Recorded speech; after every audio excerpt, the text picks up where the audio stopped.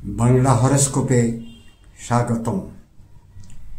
आमार आजकेर आलोचनार विषय जातीय नागरिक पार्टी बा एनसीपीर भविष्यत।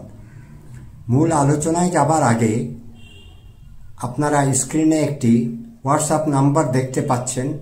এই নম্বরে রাজনৈতিক নেতা কর্মী যারা আগামী সংসদ নির্বাচনে অংশগ্রহণ করবেন, এমপি হবেন, তারা তাদের ভবিষ্যৎ গণনার জন্য আমার সঙ্গে পরামর্শ করতে পারেন। সাধারণ জনগণও পারেন। এই নম্বরে কোনো ফোন কল রিসিভ করা হয় না, এটি মনে রাখবেন। এবারে মূল আলোচনা শুরু করছি। জাতীয় নাগরিক পার্টি বা এনসিপির ভবিষ্যৎ কি? আপনারা সকলেই জানেন, বৈষম্য বিরোধী ছাত্র আন্দোলনের নেতারা আন্দোলনের শেষে তারা নিজ নিজ কর্মে ফিরে না যেয়ে একটি রাজনৈতিক দল গঠন করলেন। গত 28শে ফেব্রুয়ারি 2025 সাল আনুষ্ঠানিকভাবে জাতীয় নাগরিক পার্টি নামটি ঘোষণা করা হয়। আপনারা সকলেই জানেন আমি গণনা ভিত্তিক আলোচনা করি, আজকেও গণনা ভিত্তিক কথা বলবো। 28শে ফেব্রুয়ারি জন্মগ্রহণ করলে মীন রাশি হয়। মীন রাশি জলতত্ত্ব রাশি। জন্মলগ্নে এদের অবস্থান খুব ভালো ছিল না। জাতীয় নাগরিক পার্টি অনেক হইচই করে তারা দলের শুরু করেছেন। তাদের জন্মলগ্নে তাদের নিজ গৃহে বা প্রথম গৃহে শনি ছিল। শনি এইখানে আগামী 2.5 বছর থাকবেন, অর্থাৎ জন্মলগ্নেই শনি। দ্বিতীয় ঘরে শুক্র, তৃতীয় ঘরে রবি বুধ, চতুর্থ ঘরে বৃহস্পতি, ষষ্ঠ ঘরে কেতু, একাদশ ঘরে বা 11তম ঘরে রাহু। এই হচ্ছে বর্তমান গ্রহস্থিতি। রাহু 18 মাস একই অবস্থানে থাকবেন। বৃহস্পতি তার অবস্থান পরিবর্তন করবেন 6 মাস পরে। বুধ 6 জুন তৃতীয় ঘর থেকে চতুর্থ ঘরে আসবেন। বৃহস্পতি যেখানে বসে আছেন একই ঘরে 2টি রাশি অবস্থান করবেন। বৃহস্পতি একটি শুভ গ্রহ, কিন্তু এবার অতি দ্রুত গতির জন্য কিছু সমস্যারও সৃষ্টি হবে।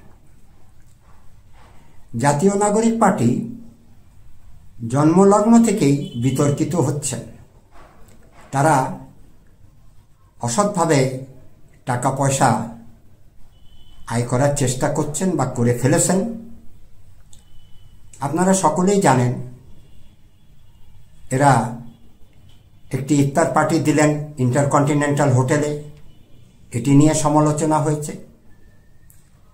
পরবর্তীতে তারা রাজনৈতিক দল হিসাবে এখনো নিবন্ধিত হননি, কিন্তু তাদের কার্যকলাপে রাজনৈতিক দলের চাইতেও, নিবন্ধিত দলগুলির চাইতেও অতিরিক্ত ক্ষমতাশালী বা শক্তিশালী দল আমরা বলতে পারি। বাংলাদেশের সবাই জানেন, এদের জন্ম অনেক পরে হলেও এদের ক্ষমতা অসীম।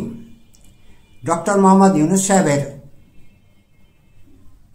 হাত জাতীয় নাগরিক পার্টির মাথার উপর আছেন, সুতরাং আর তো কিছুর প্রয়োজন নাই। তারা কি করলেন?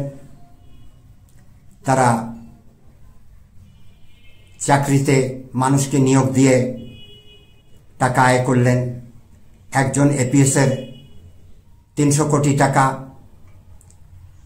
কয়েকদিন আগে 3 জন এনসিপির কর্মী হাক্কানি পাবলিশারের স্বত্বাধিকারীর কাছে টাকা আদায় করতে গিয়ে পুলিশের হাতে সোপর্দ হন। নাহিদ ইসলাম সাহেব একটি মিটিংয়ে মার খেতে খেতে বেঁচে গেছেন, মিটিং থেকে পালিয়ে গেলেন। এরকম বহু ঘটনা আছে, আপনারা সকলেই জানেন, সে বিষয়ে কিছু বলবো না। তারা সম্প্রতি নির্বাচন কমিশন ঘেরাও দিয়েছেন। তারা ঘেরাও দেওয়ার কে ভাই? তারা কি কোনো রাজনৈতিক দল হিসাবে প্রতিষ্ঠিত? তারা কি দু একবার সরকার চালিয়েছেন? ভাবভঙ্গি আর ক্ষমতা দেখে মনে হচ্ছে দেশ এনসিপি চালাচ্ছে, জাতীয় নাগরিক পার্টি চালাচ্ছে, জনগণ এরকম কথাই বলছেন। ডক্টর মোহাম্মদ ইউনূস সাহেব সবই জানেন, সবই দেখছেন। তিনি এই দলটিকে পৃষ্ঠপোষকতা করছেন, এটি আর এখন লুকোচুরির কিছু নাই। আমরা আগামী নির্বাচন সুষ্ঠু নিরপেক্ষ হোক, এটি আমরা চাই। কিন্তু এই দলের যে কর্মকাণ্ড, তাতে আমি বলতে বাধ্য হচ্ছি এরা সমস্যার সৃষ্টি করবেন। দেখেন, বাংলাদেশের নির্বাচন সম্পর্কে আপনাদের সকলেরই ধারণা আছে, আপনারা জানেন। ডক্টর মোহাম্মদ ইউনূস সাহেব যদি নিরপেক্ষ ভোট করতে পারেন খুব ভালো, তবে তার হাত নাগরিক পার্টির মাথায় আছে। নাগরিক পার্টি চাইবে ক্ষমতায় যাওয়ার জন্য। আপনারা বলবেন জ্যোতিষের মাথা খারাপ হয়ে গেছে, পাগলের প্রলাপ করছে। আরে ভাই, নির্বাচনে জেতার জন্য জনগণের ভোট লাগে না, এটি বহুবার প্রমাণিত হয়েছে বাংলাদেশে। ভোটের আশায় কেউ বসে নাই, ফলাফল তৈরি হয়ে যায়, ফলাফল ঘোষণা হয়ে যায়।